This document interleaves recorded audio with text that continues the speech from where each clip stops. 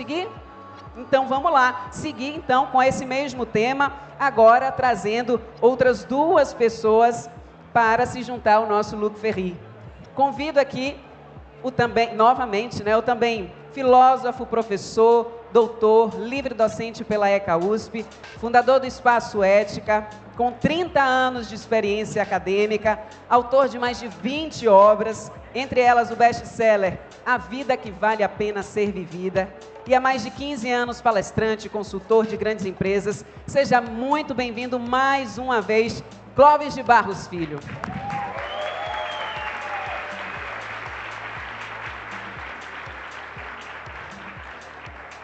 E para mediar essa conversa, esse encontro fenomenal, Luc Ferry, filósofo Luc Ferry, o nosso filósofo brasileiro Clóvis de Barros Filho, eu quero chamar o advogado, professor, diretor do ITS, o Instituto de Tecnologia e Sociedade do Rio, Sérgio Branco. Seja muito bem-vindo, Sérgio.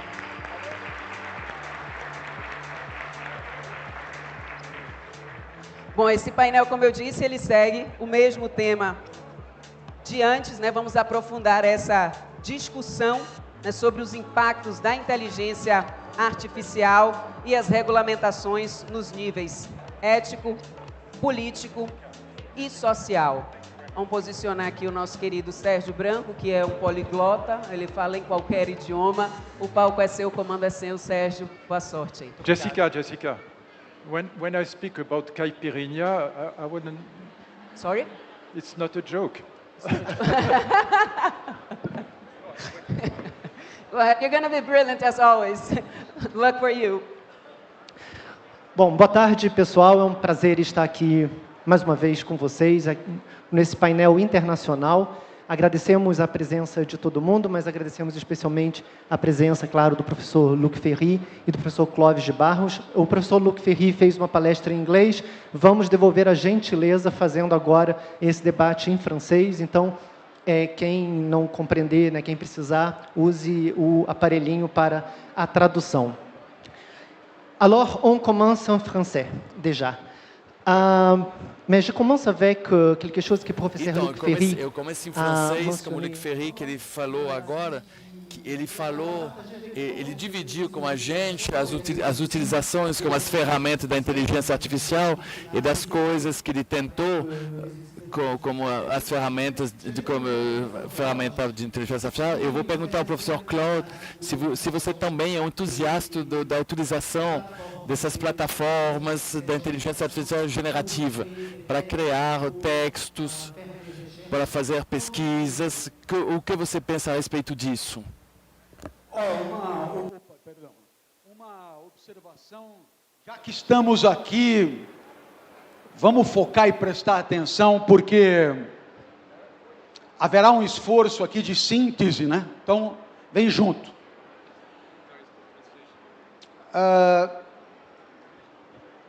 Je pense, je vais parler lentement, non seulement pour rendre plus facile la traduction, mais parce que je suis incapable d'aller plus vite en français. Alors, je pense qu'il y a sur ce sujet un premier problème. Normalement, les personnes qui font l'IA sont des gens qui ont un type de compétence qui leur rend un peu incapables de réfléchir critiquement sur ce qu'ils font. Et d'un autre côté, il y a des gens de sciences humaines, des philosophes, des gens qui sont habitués à réfléchir critiquement, mais qui normalement ne comprennent pas grand-chose de la technique elle-même. Et c'est pour ça que nous avons aujourd'hui la chance, c'est vraiment une occasion unique, d'avoir avec nous Monsieur Luc Ferry, qui est un des rares dans le monde qui est capable de comprendre techniquement ce que c'est l'apport de l'IA pour nous et de réfléchir critiquement avec du recul sur ses avantages, ses points positifs et ses dangers. Alors, c'est une occasion de l'entendre qu'on ne peut pas rater en aucune manière.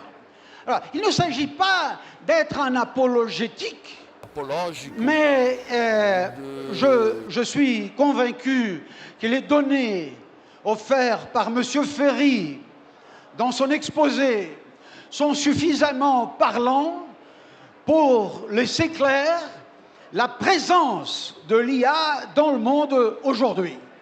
Néanmoins, il faut remarquer que ce que l'IA doit être attendu nous offrir de nos oferecer não se confunde com muitas outras competências que são estritamente humanas e que nós temos que proteger e até mesmo desenvolver para, digamos, atingir o que todos nós queremos, uma vida melhor, ou individualmente, ou em sociedade. Então, eu vou lhe dar um exemplo muito banal, muito trivial, simples, idiota, bobo. Meus amigos sabem, eu escrevi um livro sobre o gato Epaminondas, que é meu gato. Eu tenho um gato com você. Ah, você tem dois. Ele se chama Epaminonda. Eu me diverto a brincar com ele. Então, eu jogo uma bolinha, ele vai, ele busca. Não é um cachorro, então ele não me traga a bolinha. Ele deixa no meio do caminho. É um gato. Um gato é um gato. Ele é um pouco vítima da sua própria, do seu próprio. Ele é programado para ser um gato. Mas ele brinca melhor bola do que eu. Ele vai mais rápido, ele morde com mais eficiência a bola, ele é mais apto a brincar com esta bola. Mas sou eu que decide sobre o jogo. Sou eu que decide até que horas a gente vai brincar. Sou eu que decide a distância que eu vou jogar esta bolinha. Então, tecnicamente, eu diria, esportivamente, ele é mais apto do que eu, muito mais apto do que eu, mas eu guardo no bolso o direito, eu guardo o direito de decidir, de continuar a atividade, definição dos seus limites. O que eu quis dizer explicando isso? Normalmente, quando nós falamos de IA, a pergunta que vem logo, vocês podem olhar no YouTube, M. Ferry tem milhares de intervenções sobre a IA. Uma pergunta muito frequente é: Senhor, a IA vai substituir, amanhã vai ultrapassar o homem? Aqui temos um problema. Eu acho que o Monsieur Ferry estará de acordo comigo. Nenhuma IA, nem hoje, nem nunca, será capaz de fazer um curso como faz o Luc Ferry, um curso de filosofia. Porque a IA não filosofa. Porque a IA não pensa como nós pensamos. Porque a IA ela está capacitada de tomar um pedaço de uma informação, mesmo gigantesca, mas são dados todos os dias, e ela trabalha num sistema de algoritmo de probabilidade, e ela diminua a distância dos erros, mas ela depende de quê? Da inputs das informações que elas recebem, sobre o qual ela trabalha nos limites estritos. Isto quer dizer que se nós temos, por exemplo, na utilização da IA no escritório de advogado, onde, por uma pessoa da magistratura, se nós temos uma repetição de casos, como a jurisprudência o faz, como os países das famílias anglo-saxonas que decidem por jurisprudência, não é uma lei que eu aplique no caso concreto, mas eu pego centenas de casos para ver como que sempre foi feita. E como sempre foi feito assim, eu vou, de uma certa maneira, repetir desta maneira. Como sempre foi assim e como sempre foi feito. Nós não temos nenhuma garantia que haja nessas decisões todas de manifestações jurídicas de diagonal xenofobas, racista, sectária, que não nos convém, é injusto no final de contas. É necessário, então, termos consciência que a IA fará seu trabalho. Aquele de trabalhar sobre um material que lhe é dado, que tem seu valor, mas que lhe é dado. Mas é o humano que poderá refletir e, principalmente, marcar essas rupturas, definir que isso não está indo bem, não é bom, que neste caso não é isso que nós queremos. O que nós queremos é um outro tipo de trabalho, um outro tipo de jurisdição, um outro tipo de sociedade, de humanidade, de mundo, que não seja uma simples agilização de dados enormes que nós temos, mas que deve ser alguma coisa absolutamente diferente. Isso é uma característica própria de nossa inteligência que nós devemos, claro, como a IA e com todos os recursos que nós temos, nós podemos desenvolver ainda mais. Eu lhe diria ainda mais, eu aprendi como o Monsieur Luc Ferry, que é necessário levar sobre uma ilha deserta um texto. Se você nunca teve a ocasião de ter um texto filosófico para ler, não esqueça o discurso sobre a origem da desigualdade de Rousseau. E lá Rousseau explica que um gato que é obrigado a viver como um gato, como se eles tinham um software de gato, e como desde que o gato vive, ele é um gato, ele não procura se aperfeiçoar. O gato não vai comer, não vai comer, mesmo que ele esteja um pombo também. Mas em compensação nós podemos nos afastar da nossa natureza, nós podemos ir além, nós podemos comer o gato, comer o pombo, comer os sextoys, comer sushi no corpo humano.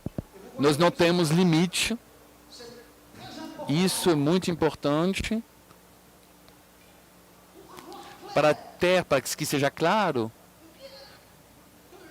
que mesmo que o mundo da técnica nos ensina, nós não temos o controle, nós perdemos o controle, a tecnologia avança e nós estamos espectador desse avanço, mesmo que a gente diga que é tarde demais. É necessário entender, tentar saber onde nós queremos chegar. Senhoras e senhores, nós vivemos no Brasil, nós somos brasileiros. Nosso país é o que ele é. Um país com riqueza imensas, mas é um país que sobre muitos pontos de vista, ainda pobre. E nós temos que ter em mente, ter a possibilidade, a competência de poder refletir sobre o tipo de sociedade que nós queremos para nós, em que as técnicas podem nos ajudar a atingir esse tipo de sociedade. É por isso que a IA deve nos ajudar a educar nossas crianças, nossos filhos, sem medo, mas com competência. É inútil dizer que não exista, mas se servir da IA para ensinar a pensar de uma maneira de uma maneira incrível, como nunca fizemos. Eu escuto hoje as pessoas dizer, mas sim, nós perdemos a possibilidade de pensar criticamente por causa da IA. Nós perdemos o pensamento crítico, nós perdemos a possibilidade de ensinar a nossos filhos a pensar de uma maneira crítica. Não é verdade. Nosso país nunca existiu. Como nós podemos perder o que nunca tivemos? Nós temos a oportunidade de pensar ao futuro da sociedade que seja, no nosso caso, muito mais educado, muito mais inteligente, mais lúcido, mais capaz de livremente escolher seu caminho. Identificar os limites éticos da utilização de qualquer tecnologia, porque não é porque uma técnica inovadora que ela é necessariamente boa. A inovação não tem valor em si. O novo é novo, existe há pouco tempo, pode ser pior do que o velho. Temos que rever, nós temos que ter a lucidez para ver o que é bom para nós, o que não é bom para nós. E não se trata de fazer a tecnologia aumenta o crescimento, para que serve? É por isso, eu termino, eu imagino que, como esse pensamento, eu gostaria de dar uma homenagem a Monsieur Luc Ferry, filósofo mundialmente conhecido, é um professor de toda a vida, não é uma ocasião normal, ordinária, banal, é uma ocasião de estar na mesma sala de um homem que é, ao mesmo tempo, um fantástico filósofo, é um maravilhoso professor de filosofia. Não é normal. Normalmente tem pensadores originais e há professores. Mas Monsieur Luc Ferry é ao mesmo tempo um filósofo original e ao mesmo tempo um professor que ensina e que tem uma didática absolutamente incomparável. É uma honra para todos nós que você esteja aqui.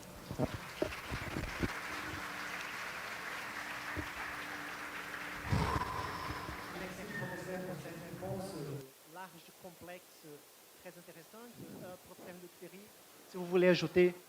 Non, vous êtes trop gentil, vous êtes adorable. Il y a plein de points sur lesquels on est d'accord. Faz 40 horas que eu não dormi um segundo. Desculpe de ter assim, essa conferência num inglês ruim. Eu realmente não dormi faz 40 horas. Nosso amigo falou uma frase de Rousseau, que é o coração do problema. Eu gostaria de lembrar a frase do Rousseau. Ele explica que os animais são muito inteligentes, mas eles não são livres, porque eles são programados para o meio natural. E Rousseau ele pega um exemplo, aqui está um gato, poderia morrer de fome ao lado de uma vasilha cheia de comida, um pombo, mesma coisa, poderia morrer o pombo, mas se ele não era programado por um instinto natural, ele poderia pelo menos tentar comer esta comida, que o pombo comece carne e que o gato comece arroz. Isso lhe permitiria poder viver.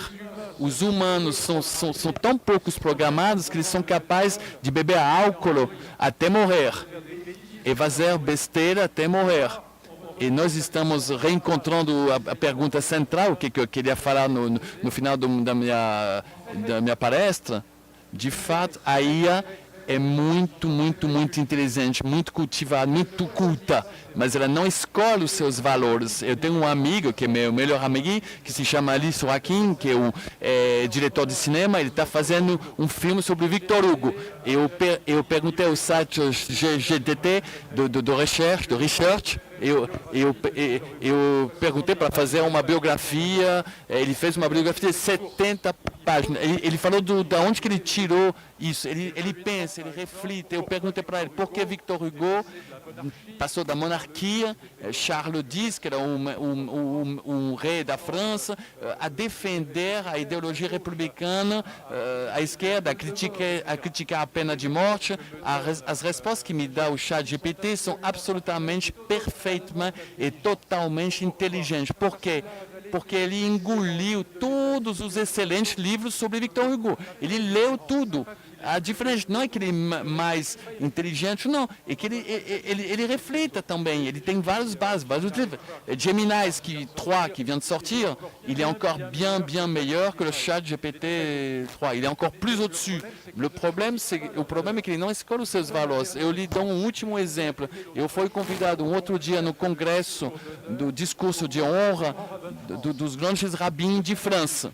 Eu não sou judeu, mas convidaram alguém, eu fui. Eu fiz uma conferência sobre a inteligência artificial. E tem um cara na sala que era grande rabin, era somente grande rabin. A gente fez um monte de piadas judaicas, né? Piada judaica. Mas ele diz, ele não compreende bem o Rabban Hillel, ele não sabe interpretar. E o outro grande rabin, você usa qual versão? Eu uso 3,5. O outro fica rindo demais, mas você é completamente idiota, bobo, você é completamente ultrapassado. Eu estudo GPT-5, Gemini, ele não faz absolutamente nenhum erro de interpretação, mas as mais complicadas que tem. É um grande rabino que me fará isso. Mas a diferença, a gente está de acordo nisso, nós podemos programar, alinhar, né, um modo alinhar sobre códigos éticos. A gente pode fazer um melhor de Platão, de Spinoza, muçulmana, judaica, o que vocês quiserem, mas uma vez que elas são alinhadas, elas são extremamente inteligentes. Todas as respostas que eles dão são espetaculares. Outro dia eu estava com pessoas que não acreditavam nisso, num jantar. Eles dizem, mas você não pode falar de amor como ChatGPT. Mas vocês são loucos, a gente pode, claro que sim. Todas as crianças, os adolescentes de 15 anos falam de problema de sexo como ChatGPT, porque é menos culpabilizante do que falar com isso como seus pais. Eu mostrei para eles, eu falei como ChatGPT, lá ao vivo, no jantar, minha mulher me deixou, eu estou desesperado, eu não sei o que fazer, é a mulher da minha vida. Primeiramente, e como os pais dizem, sinto muito para você, por você, mas vamos refletir junto. E aí depois ele me falou, você acha que eu poderia escrever o que eu ligo para ela? E o que ele respondeu? Não faz isso, ela vai achar chato, ela vai partir ainda mais. Ele me dá conselho que um excelente psicólogo poderia me dar. Simplesmente ele foi programado. Mas eu posso também fabricar uma IA nazista, posso fabricar qualquer coisa. É uma questão de alinhamento dos dados. Só tem uma diferença, só tem dois. A IA não escolhe o valor e também não tem corpo. Ela não ressinta as emoções. Eu quero dizer, a escolha do sistema de valor não é uma questão de inteligência. Nós podemos ser um pequeno caipira, agricultor, que tem bons valores, que é corajoso, mas que de fato um Sartre, um Foucault, pode ser uma crápula. Depende. Meu pai fugiu 4 vezes dos campos nazistas. Ele me dizia assim: eu tenho mais confiança no padeiro da esquina do que no professor de sociologia. Porque não é necessariamente uma garantia de ter bons valores. A escolha dos valores não é uma questão de inteligência. É isso a verdadeira diferença. Eu digo isso porque que tem uma consequência prática. Nós temos que levar as nossas crianças em empregos que vão mostrar esses valores, essas especificidades humanas. Um último exemplo, eu vou parar. Uma professora de escola maternal. um professor de maternelle que troca as fraldas de um bebê de 3 anos, como está lá, assim, adorável lá, que fez xixi na sua calcinha, na fralda. A gente não vai substituir por um robô. Ninguém, pai, vai ter vontade que esta mulher seja substituída, muitas vezes mulheres, que seja substituída por um robô. Não é verdade. Enquanto nós temos robôs enfermeiros, tem amigos que fabricam robôs enfermeiros, mas não queremos isso. Então, é muito importante, é urgente que tem que levar as nossas crianças empregos que não serão estragados pela IA. Advogado, acabou, médico, radiólogo, acabou, cancerólogo, acabou. Tradutor, desculpe, está morto. Eu fui tradutor durante 50 anos, 40, 50 anos. Todos os meus editores estão substituindo seus tradutores por IA. Acabou. Mas tem os intérpretes. Acabou, tem empregos que são mortos, que são acabados. Não estou aqui para dizer que a inteligência é maravilhosa, ou a inteligência é estúpida, mas o que vamos fazer de centenas de milhões de pessoas que vão perder, que vão ser substituídas por IA? Escuta bem esta última frase. Elon Musk está colocando o ano que vem, o ano que vem, uma cadeia de montagem que vai fabricar 10 milhões de robôs. 10 milhões de robôs inteligentes. Eles vão sair como se fossem de Politécnica, diploma de filosofia, de matemática, mas diplomas assim, do mais alto nível. Eu vi um robô que limpa um carburador assim, no motor térmico, mas ele sabe fazer assim, pedreiro, eles podem fazer tudo. E como que vocês acham que não tenha impacto no mundo do trabalho? Nós temos que acordar. Vai demorar 10 anos. Mas a gente não vai substituir todo mundo assim do dia para a noite, mas vai demorar 10 anos, que os grandes diretores, CEO, não vão mandar todo mundo embora. Mas daqui a 10 anos nós teremos centenas e centenas de milhões de empregos que serão substituídos por IA. A Amazon já tem, desde 2022, suprimiu 27 mil empregos. Mandaram embora 27 mil funcionários na Amazônia. E onde trabalho, por exemplo, a minha filha na Alemanha, não tem mais uma única secretária. Todas as secretárias foram mandadas embora.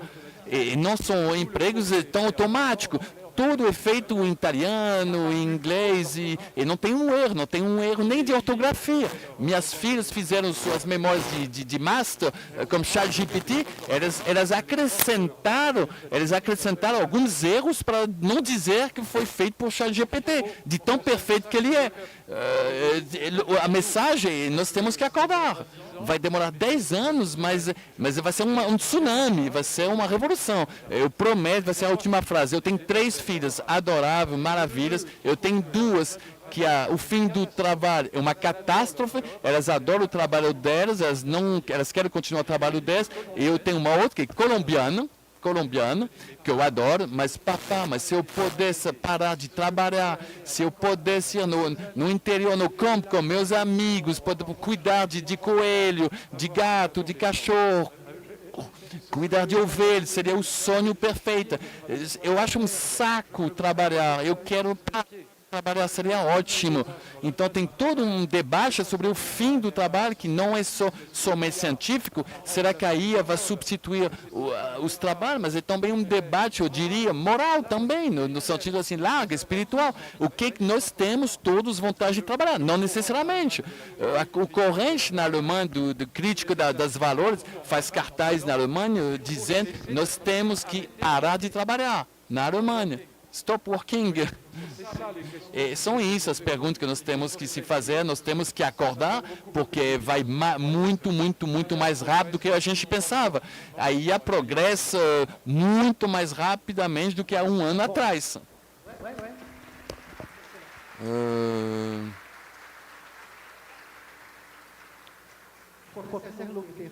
O professor Luc Ferry falou sobre o seu discurso, agora de novo, o que está em jogo como trabalho, a criatividade, substituir as pessoas pela IA. Mas o objetivo desta mesa redonda é de falar da democracia também. É por isso que eu vou lhe fazer algumas perguntas, uma pergunta ao redor da democracia. Professor Luc Ferry, no seu livro, este livro aí, tem uma grande substituição, complementariedade. Você cita Yoshua Bengio, que você mencionou também durante a sua leitura, que afirma que as nossas sociedades não estão prontas a enfrentar a poderosa IA, principalmente a sua potência de manipulação das populações que poderia colocar as democracias em perigo. Então, o que fazer? Nós temos que limitar o desenvolvimento da IA, porque os cidadãos vão ser manipulados. Você foi ministro da Educação, não sei se a educação é a resposta. Como proteger concretamente, realmente, a democracia? Como proteger a democracia?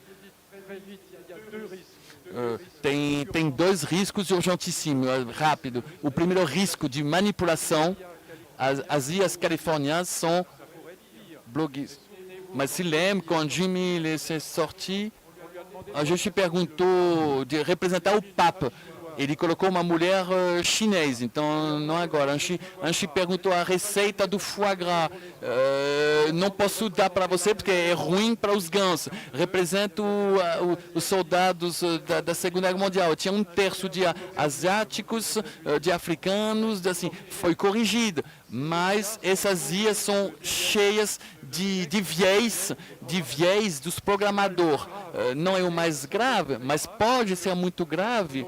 Nossas crianças, ainda mais 60% dos pequenos franceses conversam de problema de namoro como o ChatGPT. E isso pode também manipular as eleições. Em tempos eleitorais, sabemos que nos Estados Unidos a IA foi massivamente utilizada, principalmente por Trump, para desacreditar seus adversários, esse petit robô que manda assim, centenas de milhões de mensagens falsos. Mas o segundo risco é muito maior. Eu mostrei uma vídeo do Obama dizendo que o meu livro é genial. Eu tenho de Emmanuel Macron, que me detesta, é recíproco, dizendo que o meu livro é grandioso e maravilhoso. Reflita nisso. Nós vamos entrar num mundo onde não serão mais, nós nunca saberemos se o que nós vimos é verdade ou não é verdade. Se eu fosse ainda ministra, é o assunto número 1. Ensinar o ensino, o espírito crítico para nossas crianças, porque, mais uma vez, vamos entrar no mundo onde o Trump será um iniciante. Nunca saberemos o que será verdadeiro ou não será verdadeiro. Deepfake, quando assim, são enormes, a gente pode colocar nas redes sociais uma deepfake fazendo acreditar que alguém é racista, que ele insulta os muçulmanos, que ele insulta os judeus, que ele trai a sua mulher. E uma vez que está nas redes sociais, vai, e não consigo voltar atrás. É por isso que eu quero levantar o anonimato nisso. Manipulação, os riscos, é uma falta. Não terá mais verdadeiro e falso. E como nossas crianças têm uma perda de conhecimento científico, se eu fosse ministro da Educação, eu faria um programa enorme de ciência, da história da ciência, com todas as grandes ideias científicas. E, claro, um grande programa de espírito crítico para saber distinguir se um vídeo é falso ou não, o que é uma deepfake.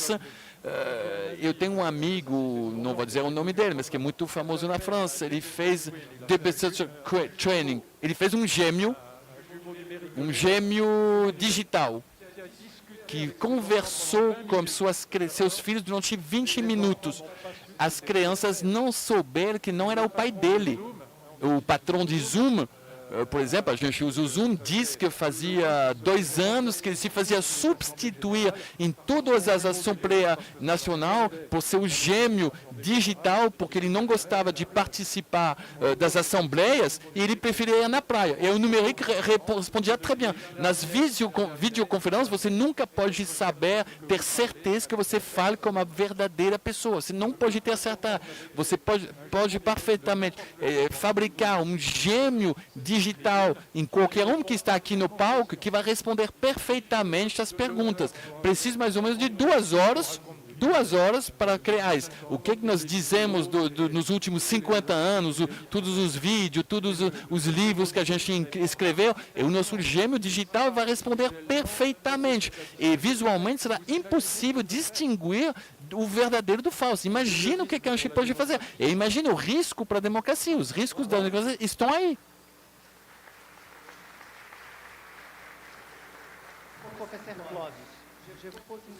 Eu fazer uma pergunta para o professor Clovis.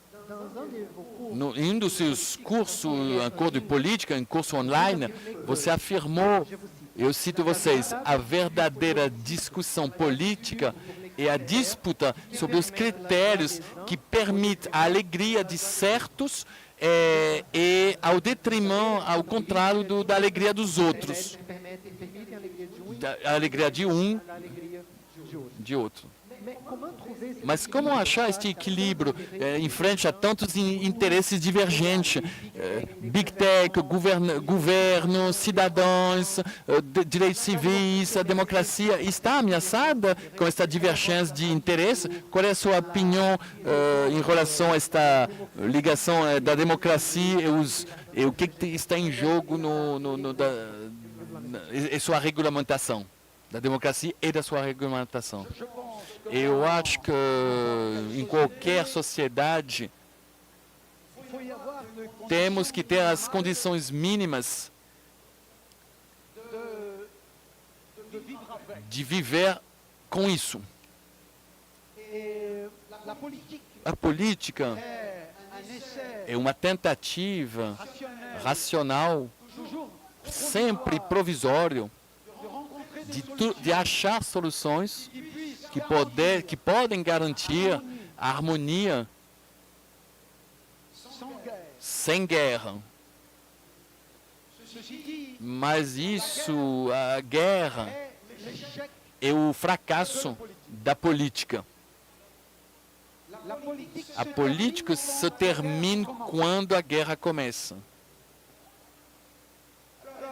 Alors, claro, é a nós de achar quais são, primeiramente, os valores que devem ser absolutamente garantidos e respeitados pelas pessoas que vivem nesta sociedade.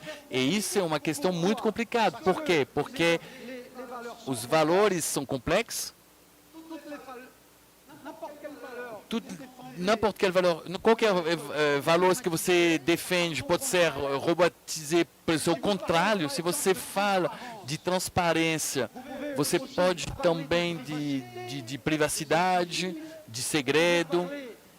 Você pode falar de confidencialidade, que é um pouco o contrário, e que é necessário, que faz também parte de uma sociedade justa, a pretensão de justiça. Então, uma vez achados os valores, tem que achar os princípios éticos que devem garantir isso. E, principalmente, definir as regras que nós temos, que tem que ser respeitadas, que permitirão que o poder seja exercido por alguns e por outros, num sistema que seja, digamos, respeitado pelos perdedores. O problema é que quando eu sou em conflito político, que eu quero defender meus interesses, dos interesses do grupo do qual eu faço parte, é claro que se eu perco, vai ser os interesses contrários dos outros que terão a preferência, que serão felizes, satisfeitos primeiro. É necessário que haja as instituições políticas tenham uma legitimidade suficiente para que os perdedores possam esperar a vez deles. E isso é uma aprendizagem. Depende, digamos, o que acontece, né, do desenrolamento da sociedade, da história da sociedade. Nós não podemos aceitar que qualquer uma que perde por as eleições. Imagine um governador que quer ser reeleito e que perde as eleições. Seria então normal que ele se retire durante 4 anos, porque ele se prepara para as próximas eleições. Esse ritual eleitoral é a condição do exercício do poder, é uma questão de legitimidade legal. É necessário que aconteça. Se qualquer um que perde as eleições decide retomar o poder por viés que não são previstos pela lei, então vocês podem imaginar, esta sociedade não terá um futuro muito tranquilo. É por isso que eu insisto, a ética não é um conjunto de conhecimento que vem de Júpiter. Para falar de ética, não precisa respeitar somente as normas estabelecidas. Temos que ser capazes de compreender o que é importante para nós, de definir nós mesmos as condições de respeito do que é importante para nós. A ética é um trabalho coletivo, humano, de maturidade social, eu diria, que exige essa capacidade, essa competência de ser acostumado, de debater essas coisas que vão além do nosso pequeno interesse pessoal. A ética exige que você seja capaz de dar a fé pelo interesse do outro, por um interesse do maior número de pessoas, um interesse que não seja somente o seu, para compreender para isso, mesmo que seja o ideal para você, não é o melhor para o grupo. É preciso saber esta capacidade de considerar o outro como tão importante quanto você mesmo, na equação de uma cidade justa, de uma sociedade justa. E tem sociedades que não estão prontas para isso. É por isso que a educação formal, as escolas, em termos de ética, de cidadania, é fundamental num país como o nosso, para que a gente pudesse, pouco a pouco, integrar nas nossas vidas comuns o que é absolutamente, o que nós chamamos no direito, cláusulas pétreas, o que é absolutamente indiscutível em termos de respeito com a sobrevivência desta sociedade. Eu acredito que nós somos longe de termos uma formação igual aos nossos jovens, que podem ser satisfazente, adequado para preparar o cidadão brasileiro de amanhã. A IA deve nos permitir um Brasil mais justo. A IA nos deve permitir um Brasil onde aquele que nasce no meio pobre podem ter oportunidades iguais a qualquer um, o que não acontece no nosso país. Por quê? Porque nós temos um sistema escolar que se melhorou muito, mas que ainda é injusto e que reproduz as inigualdades. E nós devemos absolutamente esta lucidez, de ser lúcido, para achar a cada passo, a cada eleição, a cada avaliação de um candidato, o real interesse de tornar a sociedade na qual nós vivemos uma sociedade melhor, mais justa e mais equitável, de equidade. Você quer acrescentar alguma coisa? Você quer acrescentar alguma coisa? Não, o melhor é o inimigo do bem. Então tá ótimo. Eu dizia, Iam dizer, vamos beber alguma coisa. Nós estamos no final, nós só temos 3 minutos agora. O professor, se você quiser acrescentar alguma coisa, uma palavra de esperança, antes que a gente termine, eu vou lhe contar uma história que é ligada àquilo que você falou. Tem alguns anos atrás, eu estava no MIT, nos Estados Unidos. Eu conto essa história toda vez, porque é uma história que diga muita coisa. Eu conheci um professor, ele me perguntou assim, qual é a coisa mais importante da sua vida? Bom, é uma pergunta que a gente não se pergunta muito, qual é a coisa mais importante da sua vida? Eu respondi a ele, é a educação. A educação. Mas eu não estava muito certo, isso faz 10 anos da minha resposta, mas após 2016, faz quase 2016, 10 anos, eu me perguntei de novo, eu comecei a me perguntar isso muitas vezes, e sim, a boa resposta para mim, no meu caso, é a educação. Eu estou muito feliz de ouvir o que o professor Clovis disse. Agora, eu tenho um problema. Faz 30 anos, 25 anos, a gente pensava que a internet seria a solução de todos os problemas. E vocês avez vu que durante a pandemia, mesmo assim, a gente teve que convencer as pessoas que a vacina era boa, mesmo nesta era de internet. Então é importante de compreender as tecnologias para como podemos explicar como aprender as tecnologias aos estudantes, porque nós podemos fazer melhor que a gente fez, melhor do que a gente fez com a internet. Eu penso. Você queria uma palavra de esperança para vocês, mesdames, senhoras? Eu ensinei biologia do câncer na faculdade vai salvar assim, milhões de vidas de pessoas que têm câncer, notadamente para vocês, senhoras, mas também para os homens, mas principalmente assim, é câncer do seio.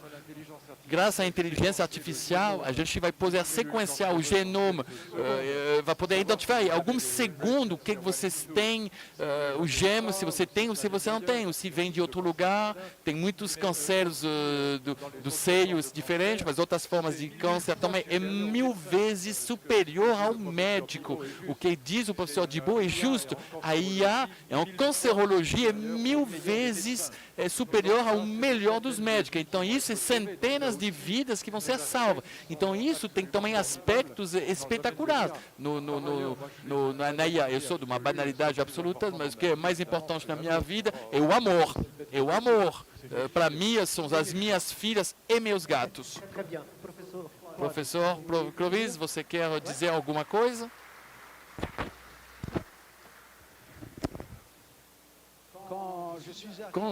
Quando eu cheguei na França em 1986, a gente me disse que tinha um instituto de grande prestígio, que era o IEP, Instituto de Estudo Político, depois Sciences Po, de política também, e hoje eu acabei de aprender que nosso colega Sérgio Bram é professor à Sciences Po, Ciência Política de Grenoble, e para nós é uma grande honra de ver um professor do Brasil que ocupa postos nas universidades do mundo inteiro, trocando ideias como as mais prestigiosas instituições universitárias do mundo, e principalmente a ocasião de fazer vir alguém como Luc Ferry e aqui a Goiânia é realmente muito impressionante, é um privilégio para todos nós que está aqui nesta sala. Muito obrigado a todos vocês. Muito obrigado. Merci. A todos que estiveram conosco aqui. Desejo um excelente dia para todo mundo e até a próxima. Obrigado.